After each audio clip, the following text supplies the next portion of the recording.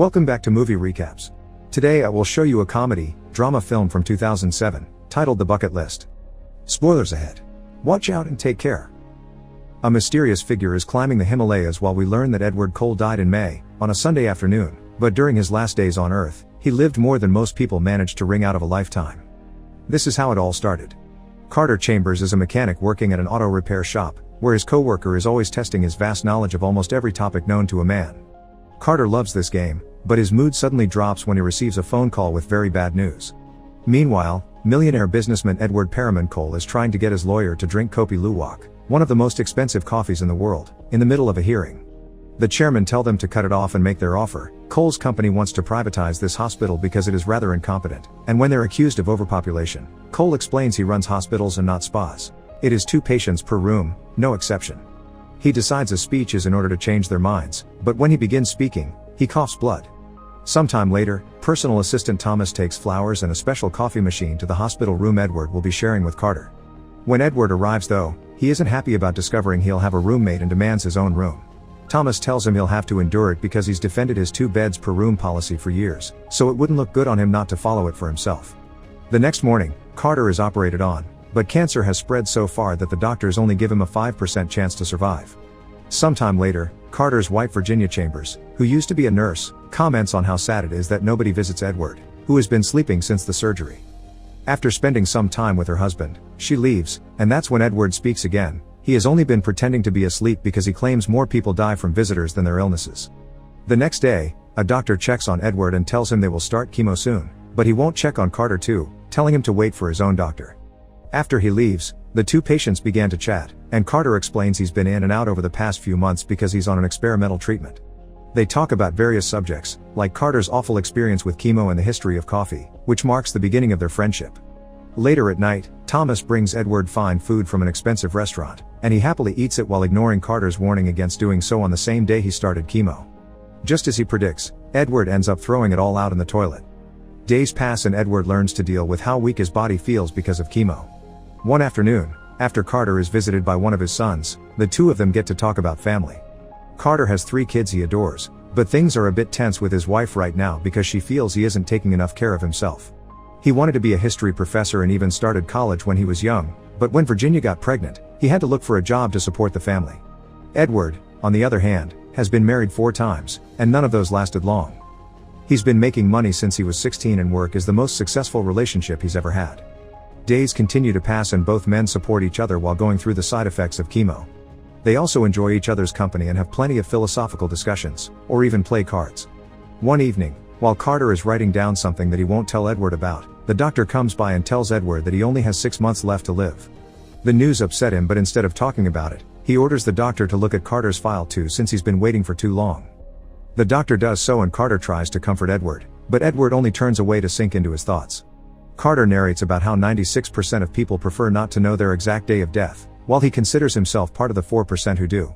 Parallel to this, the doctor tells him that he also has a year to live at most, and now he thinks the opposite, terrified for that knowledge. He crumples the bucket list and throws it away. Both doomed men share glances, thinking only of playing cards to pass the time. The following morning, after Thomas checks on Edward and is told to handle his boss's death as if it was his own, Edward finds Carter's bucket list on the floor and teases him for being extremely mundane and including simple things like laugh until I cry and see something majestic, which Carter wants it to be the Himalayas. Edward begins adding things of his own, like kissing the most beautiful girl in the world and get a tattoo, then tells Carter they should do it, they should follow the list and go out with a bang. Money isn't a problem because he can pay for everything, but Carter still thinks it is a ridiculous idea until Edward points out going back to normal life only means having people walking on eggshells around them, smothering them with pity and grief. Right after Carter accepts, Virginia arrives to visit him, getting upset when she hears his condition is not good. She wants a second opinion, and goes from upset to furious when Carter tells her he doesn't want any more treatments and that he is going away with Edward for a while. The couple argues, but despite his wife's screams, Carter's decision is final and Virginia leaves the place hating Edward. The next day, Edward and Carter begin their new adventures, and Thomas goes with them to help. That's when Carter learns his actual name is Matthew, but Edward calls him something else because he doesn't like biblical names. They first go skydiving, which Carter finds terrifying because hasn't even been on a plane before. Next, they go to a tattoo parlor, but only Edward gets one. Carter is worried about what his wife would say and confesses he has never been with another woman. Edward thinks they should add that to the list, but Carter refuses. Next, Carter gets his dream of driving a vintage Shelby Mustang. Edward chooses a Dodge Challenger for himself, but Carter destroys him when they race on the California Speedway. Then they take Edward's plane to fly over the North Pole. After he gets busy with the flight attendant, he and Carter begin discussing the existence of God. Carter is a believer, but Edward isn't because he cannot understand faith. Their next stop is France, where they dine at the very exclusive Chevre d'Or Hotel, housed in a medieval castle. Edward used to come here all the time with a special lady, and when he accidentally says that aloud, he finally admits he has a daughter, Emily, who he hasn't seen in years. Carter decides to add talking to her to the bucket list, but this makes Edward angry because he thinks it's a terrible idea.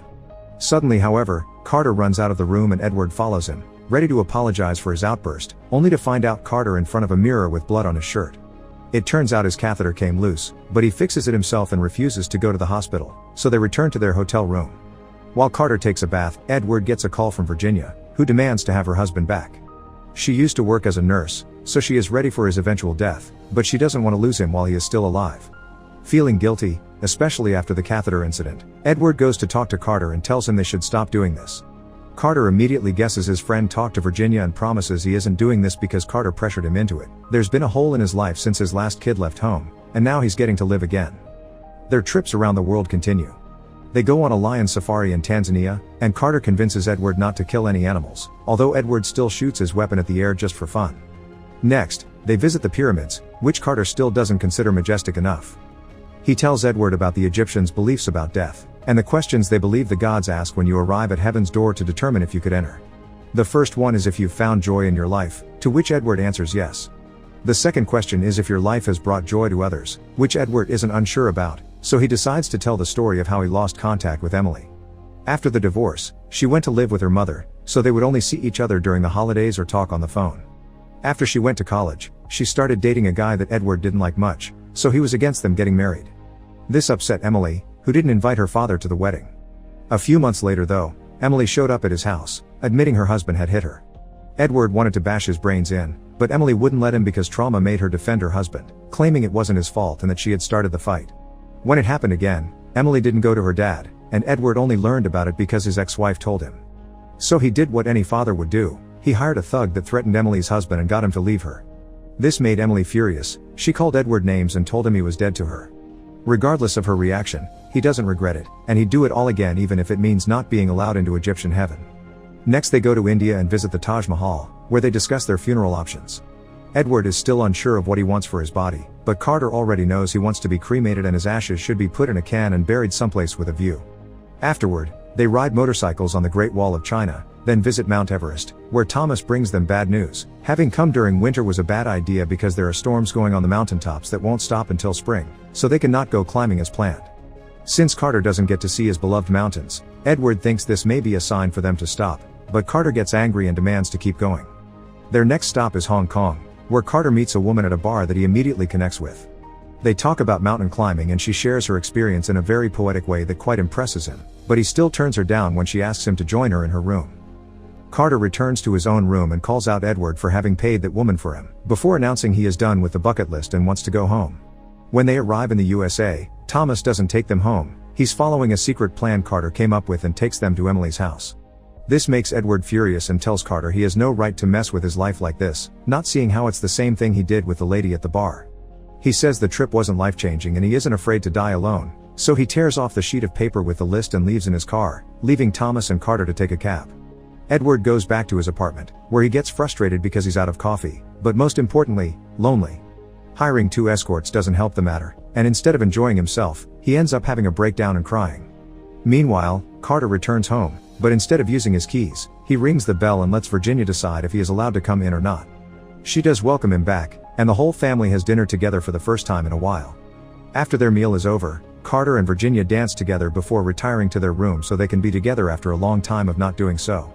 However, while Virginia is in the bathroom putting on something nicer for the night, Carter collapses and is rushed to the hospital. The following morning, Edward is at one of his many business meetings, barely paying any attention, when Thomas comes to tell him about a very important call from the hospital.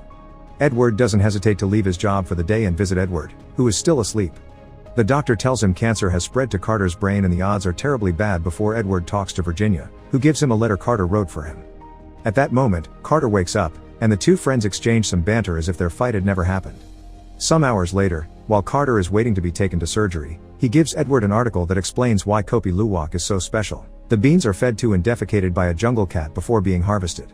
This makes them laugh so hard they cry, so Carter crosses that item off the list, which he had picked up from the street and put back together with tape. Then he gives the list to Edward, asking him to please finish it for him. While Carter is sent to surgery, Edward reads the letter, where Carter apologizes for what he did but also admits he would do it all again. He also thanks him for the trip that made him a new man and asks him to find joy in his life. This gives Edward the courage he needs to finally see Emily, who welcomes him into her home and, after a long emotional talk, introduces him to his granddaughter. Edward hugs and kisses the kid on the cheek, which allows him to cross kissing the most beautiful girl in the world off the list. Sadly, Carter dies during the surgery. Edward gives a speech during his funeral, saying the last 3 months of Carter's life were the best months of Edward's. He admits he loves him and he misses him, and he is glad he was able to bring some joy to his life, which allows him to help a complete stranger for the good off the list. Edward dies some months later, and this is how we return to the beginning of the story. The mysterious figure climbing the Himalayas is Thomas, who has brought Edward's ashes in a can to put next to Carter's, which are also in a can. Then he crosses witness something truly majestic off the list, which is the final item, so he sticks it between the cans before leaving. Being buried on a mountain is against the law, so Edward is probably very pleased about his resting place. Make sure to subscribe and turn on notifications so you can watch more videos like this. Thanks for watching.